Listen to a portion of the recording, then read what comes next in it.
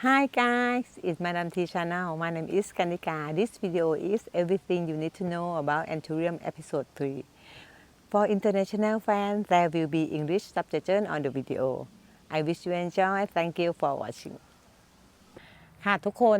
EP นี้ก็เป็น EP ที่เกี่ยวกับ Anthurium ค่ะสำหรับนักสะสมที่มันเป็นหน้าใหม่นะคะก็จะมีปัญหาเกี่ยวกับการแยกความเหมือนความแตกต่างของสายพันธุ์แท้หรือว่าสายพันธุ์ที่มันเป็นไฮบริดค่ะอย่างบางคนก็จะมีปัญหาเกี่ยวกับราคา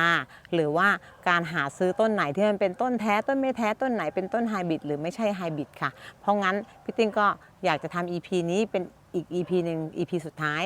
สำหรับการที่เราจะได้เอาไว้เป็น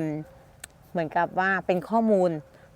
ก่อนที่เราจะซื้อก่อนที่เราจะสะสมค่ะจะได้มีข้อมูลอันนี้เอาไว้ช่วยเราคิดวิเคราะห์แยกแยะได้นะคะ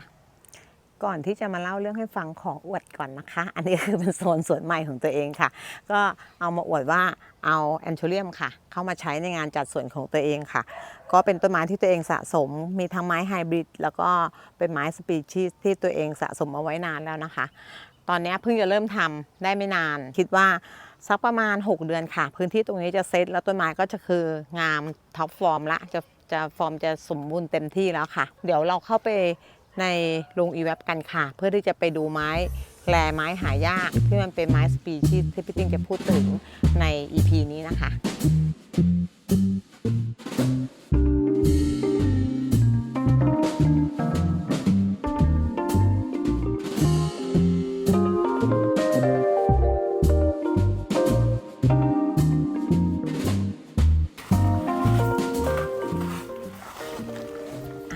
ทีนี้เข้ามาอยู่ด้านในของโรงเรือนอีเว็บของพี่ติ้งแล้วค่ะโซนนี้ก็เป็นโซนต้นไม้ที่พี่ติ้ง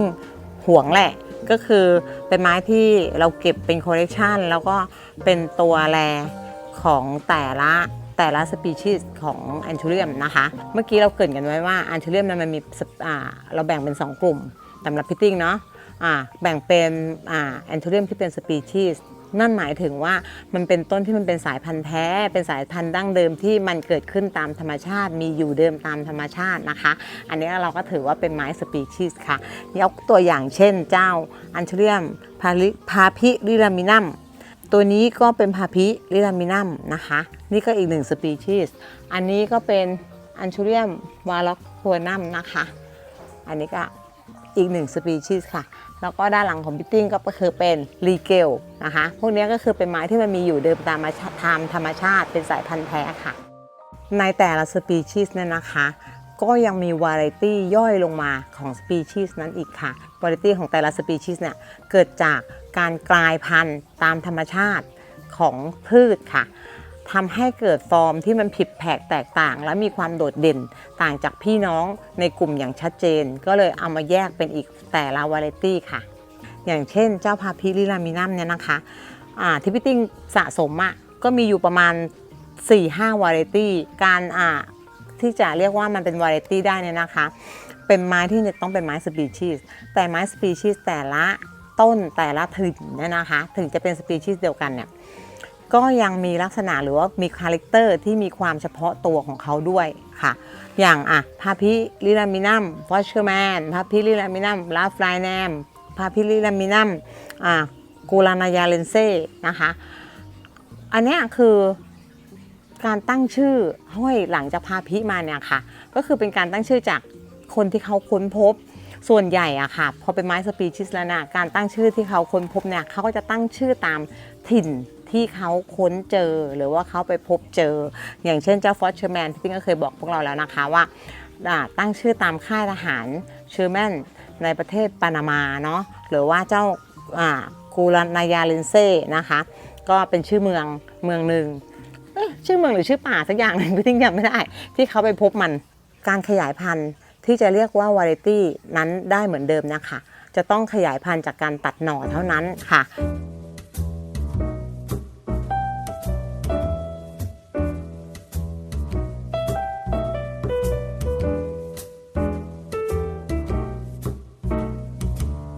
ทีนี้ก็เข้ามาดูเรื่องไม้ที่เราบอกว่าเป็นไม้ไฮบริดค่ะไม้ไฮบริดนะคะก็เกิดได้อย่างเดียวเลยจากการบีดเมล็ดนะคะบีดข้ามสปีชีส์ คนละสปีชีส์กันนะคะเมื่อนำเอามาคอสข้ามกันโดยการ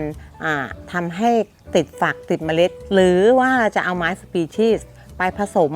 กับไม้ที่มันเป็นไฮบริดแล้วอันนั้นเราก็เรียกว่าไม้ไฮบริดเหมือนกันนะคะทีนี้ยกตัวอย่างเช่นอะไรบ้างต้นนี้เป็นรูปผสมของ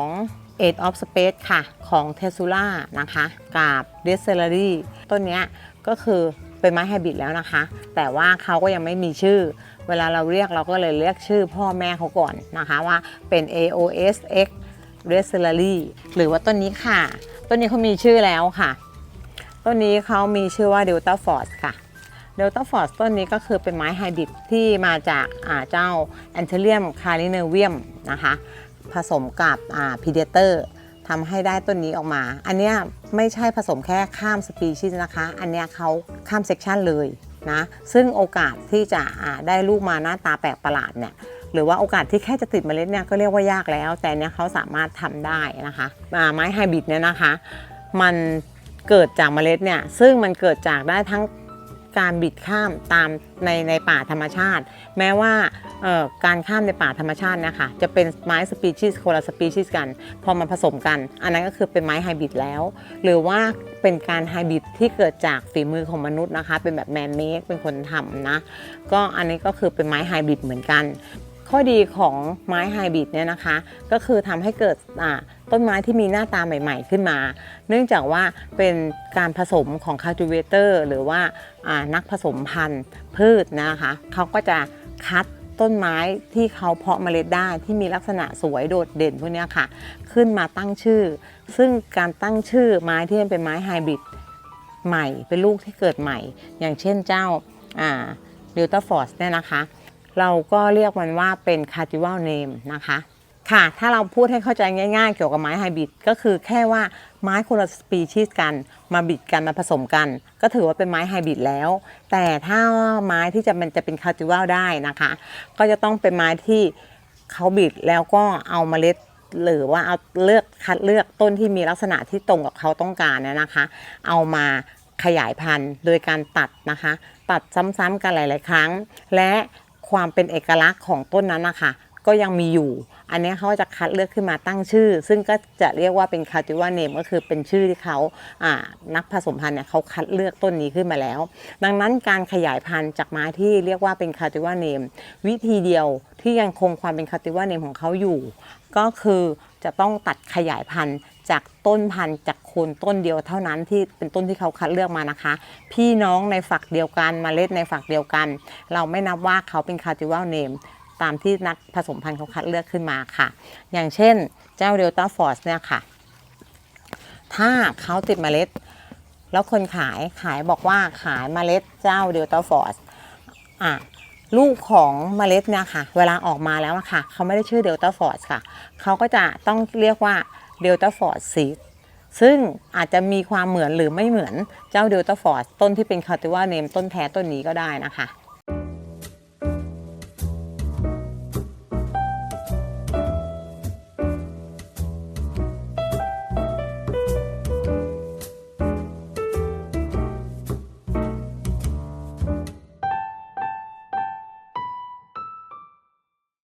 ทีนี้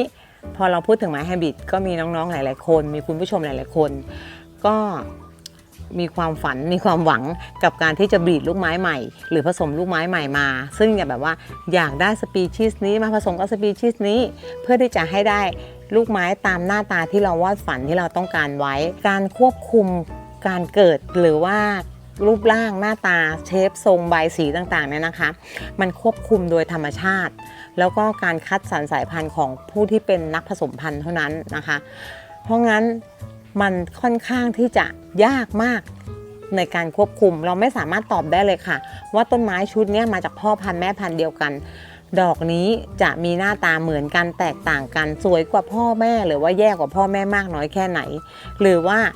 ชุดเนี้ยดอกแรกเกิดหน้าตาดีพอดอกที่2เรามาทำซ้ำมันก็ไม่ได้สามารถบอกได้ว่าเราทำซ้ำจากพ่อแม่คู่เดิมมันจะมีความเหมือนกับลูกชุดแรกเช่นถ้าสมมติว่าเราบอกว่า Delta Force เนี่ยค่ะเขาผสมมาจาก Carinarium กับPredator เราก็อยากได้ติวเตอร์ฟอร์สแต่แม่งแพงมากเลยเอาอย่างนี้บ้านเรามีคาริเนเวียมกับพีเดเตอร์เราก็มาผสมกันเองแล้วกันนะคะจะได้เดลต้าฟอร์สเหมือนกับเขาซึ่งจริงๆแล้วมันเป็นไปไม่ได้ค่ะบอกเลยว่าก็อย่างที่ติ้งบอกว่ามันคือคาติว่าเนมก็คือจะต้องคัดมาจากต้นนี้ต้นเดียวนะคะคัตติ้งอย่างเดียวเราถึงจะได้คาติว่าเนมนี้แล้วก็ให้เราไปผสมยังไงโอกาสที่มันจะได้ซ้ำก๊อปปี้ทำซ้ำแบบเนี้ยมันเป็นไปไม่ได้นะคะอันนี้ทำไมพี่ติ้งถึงมาพูดเรื่องนี้เกี่ยวกับเรื่องการผสมเมล็ดเนี่ยค่ะก็คือมีหลายๆคนที่ซื้อไม้เมล็ดแล้วก็คนผสมเขาก็เขียนเอาไว้ว่าต้นพ่อคือต้นนี้ต้นแม่คือต้นนี้ลูกออกมาทีนี้ฉันก็จินตนาการสิฉันเป็นคนซื้อนะคะ1ได้ของถูกเนื่องจากว่าเป็นเมล็ดนะ2ก็คือน่าจะได้ต้นอย่างที่เราฝันนี่นะแม่เป็นลายพ่อหน้ายาวอันนี้จมูกแดงอันนี้ก้านสั้นอันนี้ก้านใหญ่อันนี้ก้านกลมอะไรเงี้ยค่ะคือคิดไปเองทั้งหมดนะเราไม่สามารถตอบได้เลยว่าผลผลิตที่เราเพาะออกมานะคะมันจะเป็นเหมือนอย่างที่เราหวังไว้ไหมดังนั้นนะคะการที่เราจะซื้อเมล็ดของพืชเราจะต้องรู้ในความเสี่ยงรู้ในความจริงเราจะต้องยอมรับความจริงในข้อนี้ด้วยอันนี้เป็นอีกหนึ่งอย่างค่ะแต่แล้วก็มีคำถามว่าอะไรคือตัวกำหนดราคาสิ่งใดคือตัวกำหนดราคาคะทำไมต้นไม้บางต้นแอนทูเรียมราคาหลักแสนก็ยังมีคนซื้อกันต้นไม้ที่ฉันมีราคาหลักร้อยทำไมมันถึงขายไม่ได้นะคะคนที่กำหนดราคาเนี่ยค่ะก็คือคนที่เขาเป็นนักสะสมหรือที่เขาเป็นคนซื้อเนี่ยแหละค่ะเขาจะเป็นตัวกำหนดราคาเนื่องจากว่าถ้านักสะสมเนี่ยอยากได้ต้นนี้เหมือนกันมีความนิยมต้นนี้เหมือนกันก็จะทำให้เขามีราคาแพงอีกอย่างหนึ่งก็เหมือนเดิมถ้าขยายพันธุ์ช้าขยายพันธุ์ยากได้จำนวนน้อยมันก็จะทำให้ต้นไม้ต้นนี้มีราคาสูงเช่นกันค่ะไอ้ต้นไม้ต้นนี้พี่ติ้มพูดถึงเนี่ยมันมีอะไรบ้างคะไม้ต้นพวกนี้ค่ะความนิยมของคนที่จะซื้อเนี่ยส่วนใหญ่จะนิยมที่จะเล่นไม้สปีชีส์นะคะไม่ได้หมายความว่าไม้ไฮบริดไม่เล่นนะคะเขาก็เล่นเหมือนกันแต่ว่าการเล่นไม้สปีชีส์เนี่ยเพราะอะไรนักสะสมถึงชอบเล่นไม้สปีชีส์เนี่ยเล่นได้ง่ายกว่าไม้ที่เป็นไฮบริดค่ะเนื่องจากว่ารู้ที่มาที่ไปและสายพันธุ์ที่แน่นอนชัดเจนนะคะเขาก็จะเล่นไม้แบบนั้นแล้วก็ในมุมมองของคอลเลกเตอร์เขาก็จะมองว่าไม้สปีชีส์เนี่ยเป็นไม้ที่คลาสสิกมีเสน่ห์แล้วก็เป็นการอนุรักษ์ความดั้งเดิมที่มันเป็นความเป็นป่าของสายพันธุ์เนี่ยค่ะเก็บเอาไว้ในตัวของต้นไม้ต้นเดิมแบบนี้ค่ะทีนี้การซื้อไม้สปีชีส์ส่วนใหญ่ค่ะเขาก็จะนิยมซื้อกันจากการตัดเนื่องจากเมื่อกี้พี่ติ้งบอกไปแล้วนะคะว่าไม้แต่ละสปีชีส์ก็จะมีวาไรตี้ที่มันแตกต่างกันด้วยถึงแม้จะเป็นพาพิพอเป็นเมล็ดปุ๊บหน้าตาก็จะได้เหมือนกันเพราะงั้นการซื้อนะคะเขาไม่ได้ซื้อที่ชื่อพาพิลิลามินัมนะคะเขาจะซื้อในชื่อของวาไรตี้ที่ห้อยท้ายมาด้วยถ้าหากว่าวาไรตี้นี้ได้รับความนิยมมากก็จะมีราคาสูงเพราะงั้นการที่มีราคาสูงก็เนื่องจากว่าการที่เราจะได้วาไรตี้นี้มาก็คือเราจะต้องตัดอย่างเดียวเนาะมันถึงจะได้รูปแบบที่มันมีความเป็นเอกลักษณ์ของตัวเองมีคาแรคเตอร์ที่ชัดเจนในวาไรตี้ของตัวเองได้อย่างเคลียร์ชัดเจนอีกอย่างนึงก็คือหลายคนสังเกตนะคะว่าไม้ในแต่ละค่ายก็มีราคาแตกต่างกันทำเป็นอะไรทำเป็นค่ายมวยเหรอไม่ใช่คำว่าค่ายนี่หมายถึงว่าแต่ละสวนนะคะในอเมริกานะคะถ้าค่ายนี้จะดังไม้กลุ่มนี้ไม้ชื่อนี้ค่ายนี้ถ้าหากว่าอยากได้ลาฟไลแนมคุณต้องซื้อมาจากเจเวนนะคะถ้าหากว่าคุณอยากได้เอ็ดออฟสเปซคุณก็ต้องซื้อมาจากซิลเวอร์โคมนะเพราะว่ามันคือความชัดเจนคือเหมือนกับต้นตำรับหรือเป็นออริจินอลของแต่ละวาไรตี้ของเขานะคะทั้งคาติวัลและทั้งวาไรตี้นะคะคือถ้าหากว่าเป็นลาฟไลแนมก็คือจะเป็นวาไรตี้ถ้าหากว่าเป็นเอ็ดออฟสเปซนะคะก็คือจะเป็นคาติวัลมาจากทางของคุณบิลซิลเวอร์โคมนะคะแล้วก็แม้กระทั่งกับความราคาของต้นไม้นะคะนักสะสมหลายๆคนจะต้องถามหาที่มาที่ไปของต้นไม้ที่เราซื้อมาหรือว่าต้นไม้ที่เขาต้องการจะซื้อนะคะว่ามันเคลียร์ไหมในสายพันธุ์เพราะงั้นอย่างกับไม้ของคุณเจเวนินี่นะคะพี่ติ้งสิ่งที่ได้มาก็คือ พี่ได้มาก็คือเป็นพาพิลิลามินัมลาฟรายแนมเอ็กเซลใครก็พูดได้ใช่ไหมว่าเอ็กเซลเนี่ยมาจากใครคือถ้าเป็นลาฟรายแนมเนี่ยค่ะค่ายดังของลาฟรายแนมก็คือจะต้องมาจากเจเวนเป็นไม้เป็นต้นที่แบบเขาขึ้นชื่อเขามีชื่อเสียงเพราะงั้นถ้าเราจะซื้อลาฟรายแนมของเจเวนเขาก็จะเขียนแท็กให้มาแล้วก็จะมีลายเซ็นมาให้แบบนี้นะคะซื้อกันขนาดนี้เลยนะคะ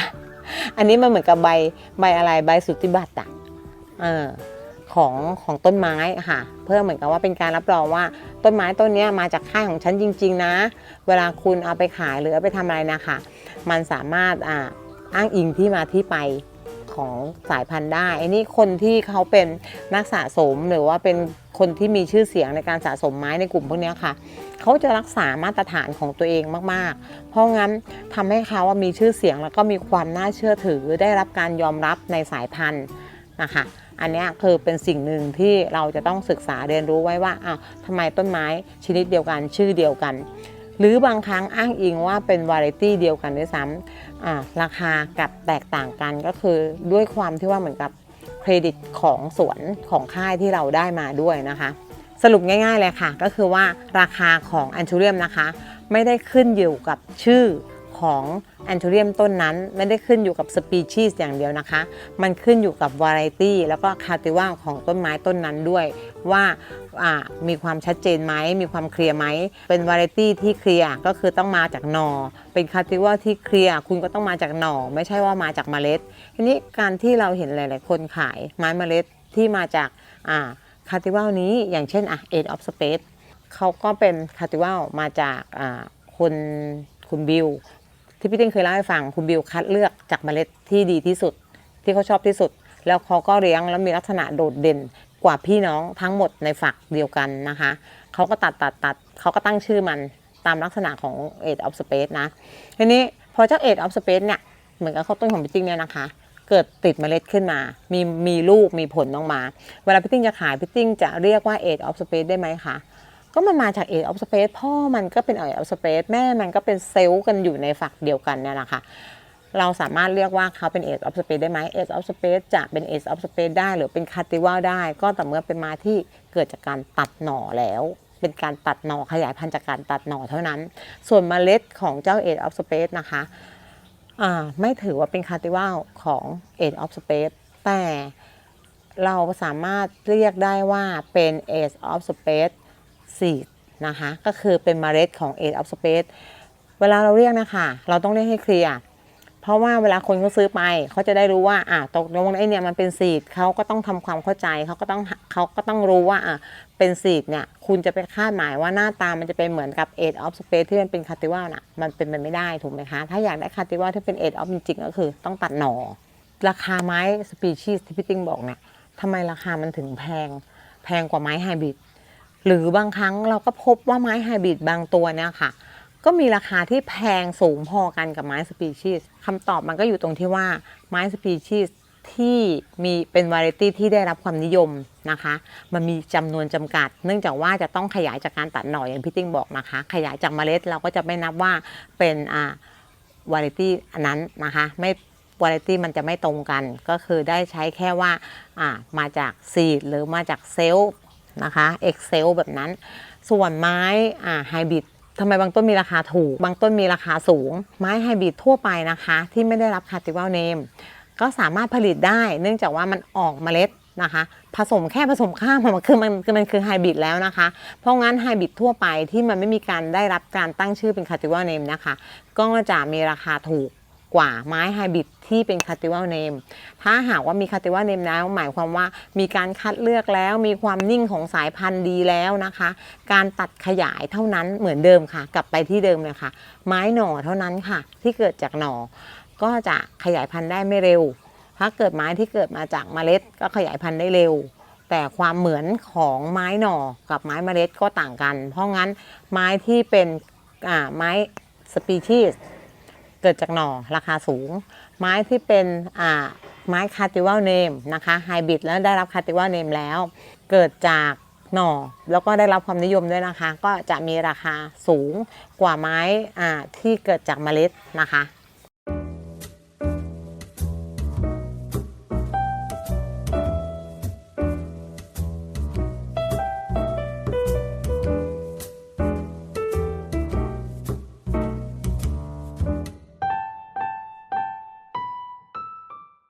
มื่อกี้คุยแต่เรื่องไม้หน่อว่าถ้าเป็นไม้หน่อก็จะมีราคาแพงแล้วถ้าหากว่าคนที่เขาแบบว่าอยากได้ไม้เมล็ดมีราคาแพงไหมจะบอกให้ว่าไม้เมล็ดเนี่ยก็มีราคาแพงเหมือนกันนะคะแต่ว่ามันจะต้องเป็นไม้เมล็ดที่เขาคัดเลือกเกรดมาอีกนะคะ1คัดเลือกไม้ที่มาจากเกรดแบบไหนก็คือเมื่อกี้อันดับแรกเลยที่แพงที่สุดเลยก็คือไม้หน่อเพราะมันจะได้ตรงกับโคนที่เราต้องการนะเป็นโคนเดียวกัน2ก็คือไม้เมล็ดเนี่ยเวลาเขาคัดขายค่ะเขาจริงๆแล้วคนที่เขาเป็นบรีดเดอร์จริงๆเขาไม่ขายเมล็ดเป็นเมล็ดแบบว่าคุณเอาไปเพาะเองนะเขาจะเอามาปลูกก่อนพอปลูกเสร็จแล้วเนี่ยเขาก็จะเอามาคัดต้นที่ดีก็คือจะเป็นเกรด A ราคาหนึ่งต้นที่รองสวยน้อยหน่อยนะคะก็จะมาเป็นเกรด B อีกราคาหนึ่งคือเกรด C นี่ก็คือ